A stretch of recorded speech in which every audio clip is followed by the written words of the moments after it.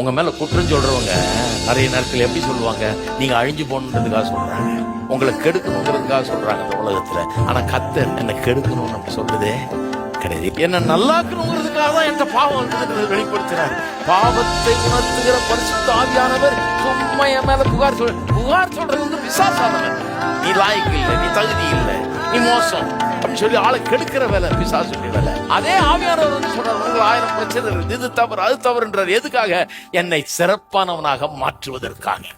எனக்குள்ள இருக்கிற குறைகளை சுட்டி காண்பிக்கும் போது என்னால ஏன் இணங்க முடியுது, அதுக்கு என்ன ஒப்பு கொடுக்க முடியுது. சரி ஆண்டவரே, நான் மாறிக்கிறேன், என்ன மாற்று, எனக்கு உதவி செய்யும் சொல்லி என்ன அவரிடத்தில் அர்ப்பணிக்க முடியுது. அவருடைய அதிகாரத்தின் கீழ்ப்பட்டவனாக நான் எப்படி வாழ முடியுது? ஏன்னா இவரை நம்பி என் வாழ்க்கையை கையில கொடுக்கலாம்.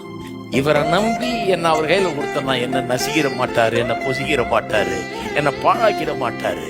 என்ன அவர் கையில கொடுத்தா அவர் என்னை எடுத்து அற்புதமானவனாக ஆசீர்வாதமான மாற்றுவார். அதனாலதான் அவருக்கு கீழ்ப்படிவதிலே எனக்கு எந்த ஆட்சேபனையும் கிடையாது. ஏன்னா எனக்காக ஜீவனையே கொடுத்தவர்.